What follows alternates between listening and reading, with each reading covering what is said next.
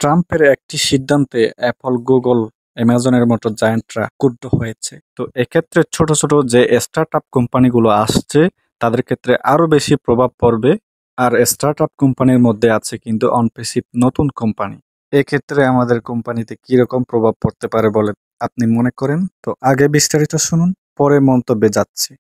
মার্কিন president Donald ট্রাম্পের আরো একটি অভিবাসন বিরোধী পদক্ষেপ। শুক্রবার ট্রাম্প স্বাক্ষরিত নতুন নির্বাহী আদেশ অনুযায়ী H-1B কর্মী ভিসার ফি বাড়ানো হয়েছে কয়েক গুণ।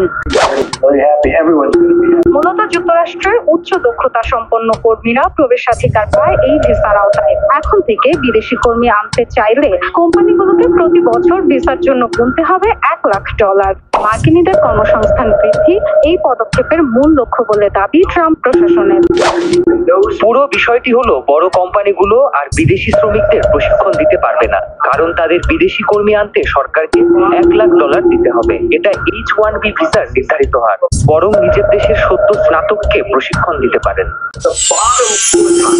একই দিন আরো একটি নির্বাহী আদেশে স্বাক্ষর করেন ট্রাম্প। বৃদ্ধি করেন গোল্ড কার্ডের ফিও। এখন থেকে $10 লাখ বিনিময়ে কোনো ব্যক্তি যুক্তরাষ্ট্রে স্থায়ী বসবাসের সুযোগ পেতে পারেন। কর্পোরেট প্রতিষ্ঠানকে এই সুবিধা পেতে দিতে হবে $20 লাখ। বিভিন্ন শ্রেণীর মানুষ আসে সফল হয়। এখন থেকে সীমান্ত পাড়ি দেওয়ার জন্য তাদের অনেক অর্থ খরচ করতে হবে, $1 মিলিয়ন। কর্পোরেট প্রতিষ্ঠানগুলোর দিতে হবে $20 লাখ। এই অর্থে ট্যাক্স কমানো যাবে, ঋণ পরিশোধ ও অন্যান্য কাজে ব্যয় হবে। বর্তমানে প্রতি বছর 85,000 H-1B ভিসা দেয়া হয়, যার সবচেয়ে বড় সুবিধাভোগী ভারত ও চীন। সমালোচকরা বলছেন এত বিপুল ফি চাপিয়ে দিলে বিশ্বসেরা মেধাবীদের আনতে সমস্যার মুখে পড়বে ব্যবসা প্রতিষ্ঠানগুলো। বড় কোম্পানিগুলো খরচ সামলে নিতে পারলেও বিপাকে পড়বে ছোট ছোট প্রযুক্তি প্রতিষ্ঠান ও স্টার্টআপ গুলো। ট্রাম্পের এমন সিদ্ধান্তে ক্ষুব্ধ অ্যামাজন, টাটা, মাইক্রোসফট, মেটা, অ্যাপল, গুগলের মতো জায়ান্টরাও।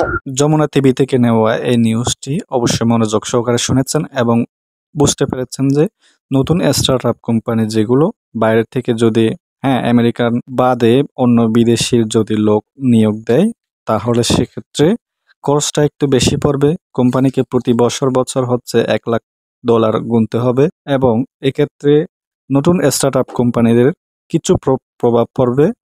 কিন্তু গুগল, অ্যাপল, অ্যামাজন এরকম বড় বড় জায়ান্ট কোম্পানিগুলো তাদের কোনো প্রভাব পড়বে না। ঠিক আছে, খরচটা একটু বেশি হতে পারে। এক্ষেত্রে আমাদের অনপেসিভ নতুন কোম্পানি, এটিও একটা স্টার্টআপ কোম্পানি যেহেতু, কিন্তু আমাদের যে একটা গ্লোবাল টিম আছে, পৃথিবীর সেরা টেক জায়ান্টরা কাজ করছে আমাদের টেক টিমে। তো আপনারা নিশ্চিন্তে থাকুন, এশার অবশ্যই আমাদের সেরা টেক টিম দিয়ে কাজ করাচ্ছে। কোম্পানির বাইরের কোনো লোক নিয়োগ দেওয়ার প্রয়োজন নেই। পরবর্তীতে নিয়োগ দিতে পারে, নিয়োগ দিলে খরচটা একটু বেশি পড়বে যদি বাইরের থেকে বিদেশ থেকে লোক নিয়োগ দেওয়া হয় কোম্পানিতে।